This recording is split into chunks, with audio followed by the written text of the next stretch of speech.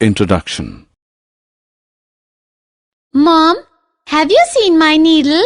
I dropped it right now and I don't seem to find it. I need to finish my craft work. Yes, dear, I'll help you find it. Let's get a magnet and look for the needle. What is a magnet, Mom? How will that help me find my needle? Children, in this lesson we will learn about magnets and their properties. History of magnets.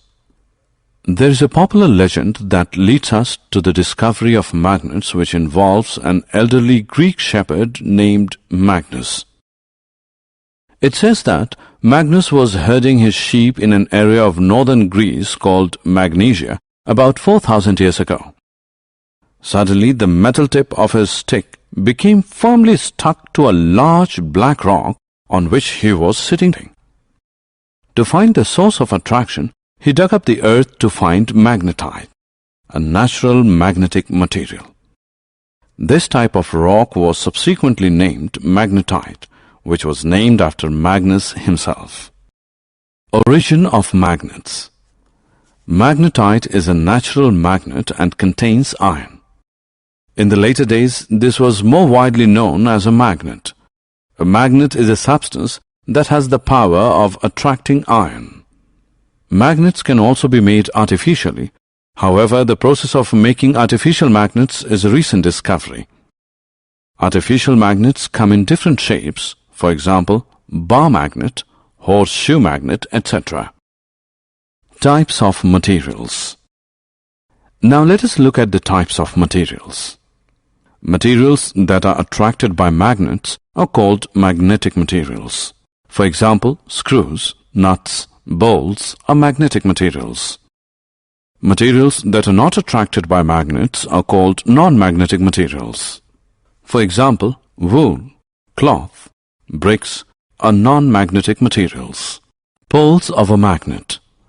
When you move a magnet over magnetic substances, you will see that these substances get attracted to particular parts of the magnet only. These are generally the two ends of the magnet. These ends are called poles of the magnet. Finding the right directions. Once you know about the poles of a magnet, you should also be able to mark the location of the poles. Let us now look at why poles are important to be marked in a magnet. We all know that to find directions we use a compass. This compass has a needle that keeps moving in all directions, but when steadied always points to the south. This helps us in finding directions accurately. This is why we need to mark the poles of a magnet. Making your own magnet. Let us look at the steps to create your very own magnet. Let's take a paper clip. Use a thick and strong magnet. Move the clip over the magnet repeatedly in the same direction. Perform this step 50 to 100 times. The movement needs to be quick. Now to check whether the magnet is ready, bring a nail close to the clip. If the clip does not attract the nail, then continue the same process for some more time. Keep in mind that the pole of the magnet and the direction of its movement should not change. Attraction and repulsion. Now that you know about poles of a magnet, let us look at the attraction and repulsion properties too. In the case of magnets, when the South Pole comes in contact with the North Pole, these get attracted to each other. This is better known as opposite poles attracting each other. Similarly, when the South Pole comes in contact with another South Pole of a magnet, they do not attract each other. In fact, they repel each other. This is better known as similar poles repelling each other. Taking care of magnets. We are now aware of the attraction and repulsion properties of a magnet.